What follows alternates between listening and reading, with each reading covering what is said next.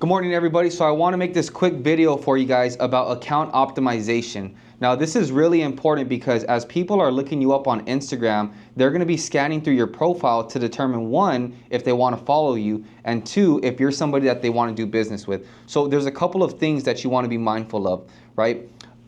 Let's say a sexier bio, so to say, is going to get people to want to click on whatever links that you have, to like the content that you have, and ultimately want to do business with you. So how do we kind of break this down? Well, we're looking at your bio, right? That's going to be like in your profile. We're looking at your username, and then we're also looking at your profile photo, right? So let's kind of start off really quickly with like your username. Now, I'm sure a lot of you guys have had your Instagram accounts for a while, but it might be something that is worth looking into to see if you want to change it. For example, mine is Mr. Real Estate. So you kind of want it to be something that's going to be catchy, something that's going to be a little bit unique, but also something that is relatable to what you're doing. We're in real estate, right? So make sure that your username is something simple. It could be Reyes Real Estate. It could be your name, underscore realtor, something like that, right? But make it a little bit unique as well. You don't want it to be too long, and you don't want to have a bunch of like random numbers. You want to be very clear about who you are and what it is that you do.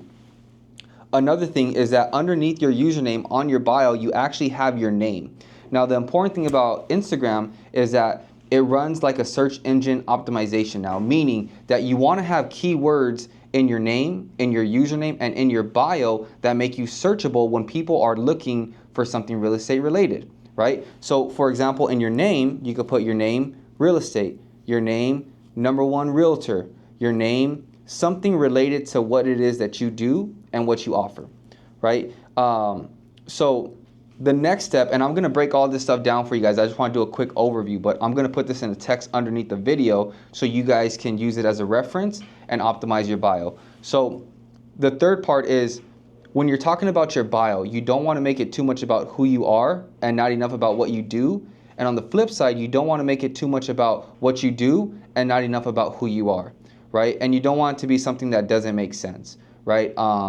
The grind doesn't stop. Like, that's cool, but you don't need to put that in your bio, right? What you want to put in your bio is very, very clear and easy for people to understand about how you can help them. So, for example, you kind of want to make it like 4 lines. The first line, who are you and how do you help, right? The second line could be, what kind of content should people expect from you? On your third line, you want to have some type of social proof. Maybe how many homes you sold, how long you've been in the business. If you don't have any of that, or maybe you're newer to the business, then it's okay to put a goal in there. Hey, goal is to help 100 families in 2025 find the right home. So basically just kind of put something right there that's either some type of social proof or a goal that you have that people can relate to and they want to help you achieve that goal. And then your last line is going to be a call to action, right? This is going to be something like, hey, work with me, let's work together. And then you can have a link in your bio. It can be like a Calendly link where people can book a call with you. It can be a link to your website, whatever it is that you want it to be. But you want to have something in your bio where people can click on it and reach out to you and make it easy for them to want to do business with you, right? So I'll give you an example, right? My first line, I help families buy and sell homes.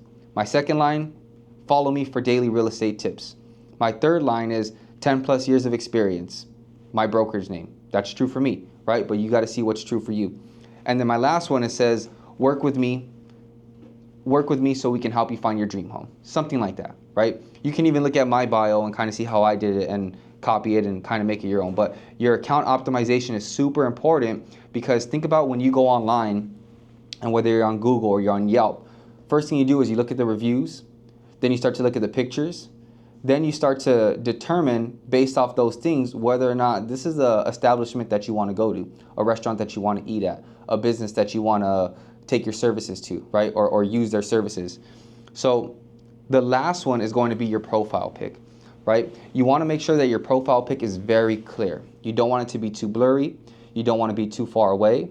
You want it to be where people can clearly see your face and they can identify you, because as you build your brand, they're going to have to recognize you and associate you with the videos that you post. And if they can't see your profile picture, they're not going to know who you are, right? And a lot of people, they're not going to spend the time to go through your entire profile. If you post a really good reel and they're like, oh, who is this? And then they click on your profile and your profile picture is like you really far, or they can't tell, what you look like.